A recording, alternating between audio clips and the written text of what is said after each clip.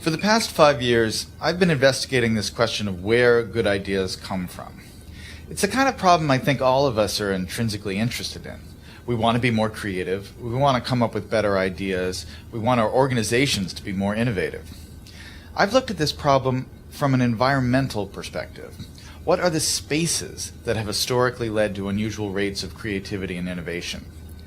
And what I've found in all of these systems, there are these recurring patterns that you see again and again that are crucial to creating environments that are unusually innovative. One pattern I call the slow hunch, that breakthrough ideas almost never come in a moment of great insight, in a sudden stroke of inspiration. Most important ideas take a long time to evolve, and they spend a long time dormant in the background. It isn't until the idea has had 2 or 3 years, sometimes 10 or 20 years to mature, that it suddenly becomes accessible to you and useful to you in a certain way. And this is partially because good ideas normally come from the collision between smaller hunches, so that they form something bigger than themselves. So you see a lot in the history of innovation, cases of someone who has half of an idea. There's a great story about the invention of the World Wide Web in Tim Berners-Lee. This is a project that Berners-Lee worked on for 10 years.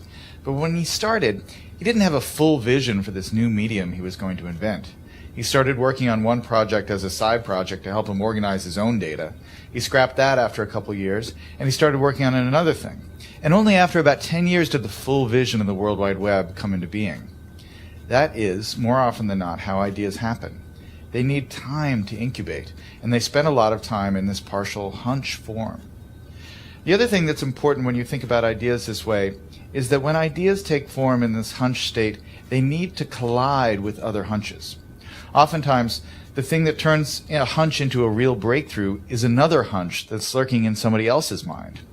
And you have to figure out a way to create systems that allow those hunches to come together and turn into something bigger than the sum of their parts. That's why, for instance, the coffee house in the Age of the Enlightenment, or the Parisian salons of modernism, were such engines of creativity, because they created a space where ideas could mingle and swap and create new forms. When you look at the problem of innovation from this perspective, it sheds a lot of important light on the debate we've been having recently about what the internet is doing to our brains. Are we getting overwhelmed with an always connected, multitasking lifestyle? And is that going to lead to less sophisticated thoughts as we move away from the slower, deeper, contemplative state of reading, for instance? Obviously, I'm a big fan of reading.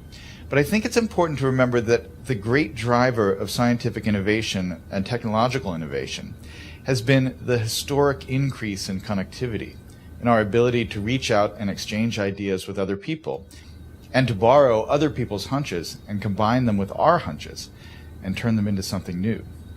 That really has, I think, been, more than anything else, the primary engine of creativity and innovation over the last 600 or 700 years. And so yes, it's true we're more distracted. But what has happened that is really miraculous and marvelous over the last 15 years is that we have so many new ways to connect and so many new ways to reach out and find other people who have that missing piece that will complete the idea we're working on, or to stumble serendipitously across some amazing new piece of information that we can use to build and improve our own ideas. That's the real lesson of where good ideas come from. That chance favors the connected mind.